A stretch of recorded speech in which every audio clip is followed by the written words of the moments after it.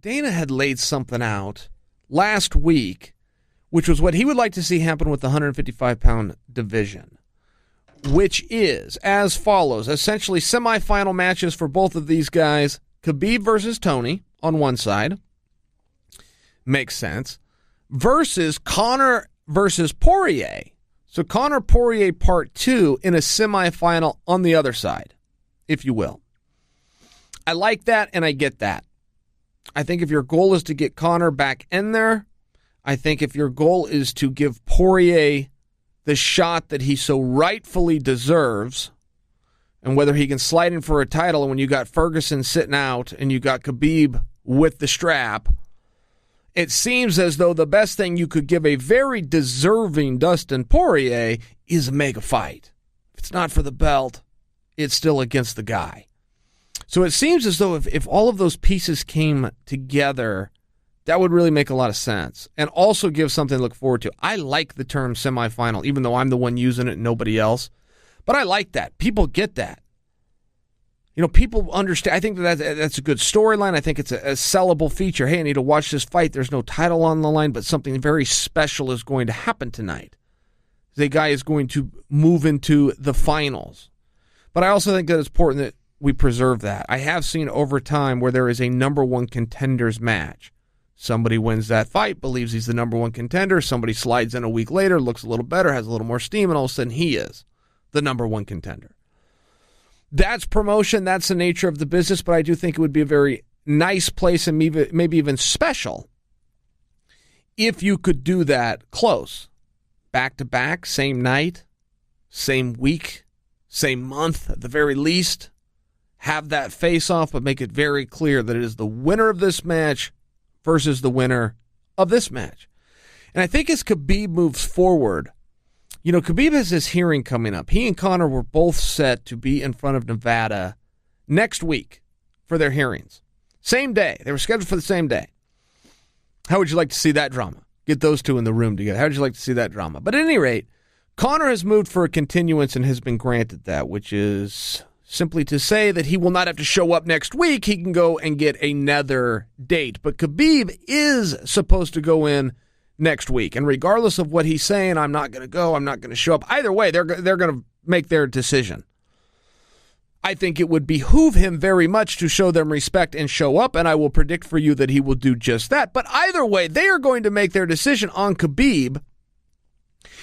And as we start to kind of hedge our bets and look to the future, and it's very important for us as fans, for the UFC as a promotion, that we do know where the hell the champion's going to be and when the hell he's going to be there, right? It is very important to know. And I think as you look back on that situation and the gravity and the dramatics of it, I think in many ways we did embellish how bad that action was.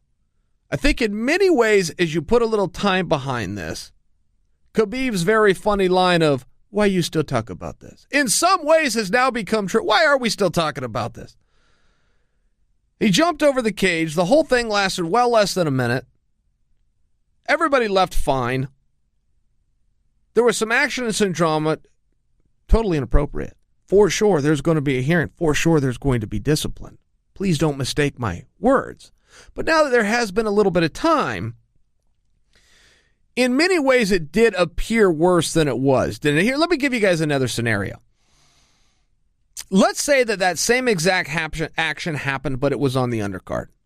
Let's just say the building was a quarter full. Not everybody was. Why? It wasn't the biggest fight in history. Not all the eyeballs were on it. The governor, for goodness sakes, because that is relevant to the story, because he was in attendance, he wouldn't have even been there yet. But let's just look at the action. Let's look at the exact same action, but not at the end of the night. Not with the final note we go home with. Not with the biggest cutaway that gets played by Le Batard and Jim Rome and Sports Center. And let's just say it happened earlier in the evening. We had to look at the action for which it was, which was a guy who wasn't supposed to leave the octagon, did leave the octagon. While we can all agree you're not to leave the field of play, how much flesh do we want out of this guy? And ultimately, I think that that's what everyone's going to have to look at. And I really do have to give a compliment to the Nevada Commission in many ways. And the first of which is how they handled this, which is they up front had the wherewithal mentally to say, give us a second. Let's everybody take a deep breath here. We're going to bring in all the video, all the different angles. We're going to make no comment on it. We're going to get our facts together. We're going to talk. We're going to deliberate. I think they really deserve some credit for that. And I think particularly when you look at this, if we were to do this with a knee-jerk reaction, and I have to put myself in there, because I was very guilty, too, at the time that it happened, of this shock and awe. Oh, my gosh, what a spectacle. But as I reflect back and I go, well, the whole thing was about 30, 40, 50 seconds. Nobody got hurt. He left the field of play. He returned to the field of play. He lost his glorious moment. He lost the announcement. He lost the post-fight interview. He had all these fans watching. He lost the biggest purse of his life. And though they will work some of that out and do a percentage and decide what they do. And they've already turned 50%, but now 50% is still up to grab. How much flesh do you want from the guy? Particularly when you were to put that in conjunction with cases that have come before them previously. I will remind you guys of Mike Tyson. I mean, Mike Tyson, was it the Lennox Lewis when Mike Tyson, was that also in Vegas? Or was it straight up Holyfield when he bit his ear off? Okay, was Lewis also in Las Vegas, just off of memory? I'm looking off camera here to my producer who's searching the internet now. But either way, I don't know that we have to be factually correct about this as much as whatever those he bit a man's ear off. He was the scourge of boxing. There was no MMA at that time. It was all boxing. You want to see combat? It was boxing. Talk about the biggest fights of all time. It was all boxing. The most famous heavyweight to have ever done it. He bit a man's ear off. Scumbag move. Bit of a dick move there by Mike Tyson. But he served, I want to say it was 7 months. He rematched Holyfield in that same state within a calendar year. I'm not making light of that at all. But there are many people to serve in this. Does he need punished? Yes. Was Mike punished? Absolutely was. Was he financially punished? You bet he was. Was his reputation tarnished? You bet it was. What's the other side of it? Nevada wanted to get on with business. That's fair. They're not wrong for that. And the other thing, and don't ever forget this, is why would Evander Holyfield have to be doubly punished? Why would he have to get his ear bit off and not get the rematch that he wants because of bureaucracy? And that side of it never gets looked at. Yes, you're going to have to punish Khabib. He's already been punished financially and with time and with the loss of a moment. If you don't think that's enough flesh to take out of a guy, go ahead, take a little bit more. Take a little bit more till everybody's happy. But just understand whatever you do to him, you're doing to an innocent Tony Ferguson. Tony Ferguson has done nothing wrong here, and whatever happens to Khabib happens to Tony. If Khabib does not get to defend his championship for X amount of time, whatever that is, that means Tony Ferguson, who did nothing wrong, doesn't get to fight for a championship for X amount of time, whatever that is. And it doesn't end with Tony. What did Poirier do wrong in this scenario? And you can go through the list. You're not just holding up a guy.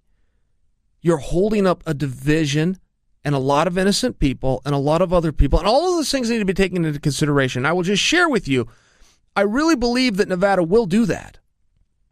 They're very level-headed, and they have operated extremely above board in this situation. And they do deserve credit. And I am right when I tell you they did not have a knee-jerk reaction. They let some time go by. I think it's going to be fair, but I also come with you with a guess, with a prediction that they will go top-heavy on the financial side. They're currently holding in their trust $1 million of Khabib's money. And I know we all love to say, well, they took 10% or they took 20% or they took 50%. I don't think we have to do that. They got $1 million to play with. It really doesn't matter at that point if you're talking about 5%. You're talking about a hit. You're talking about a hit to a guy. I think they will go top heavy on the financial side of it. I think they will give him another chance. And a nickel's worth of free advice for Khabib. Do everything right. When they give you that second chance, put your hat in your hand and come back and do everything right. And I think that's exactly how this story will play out.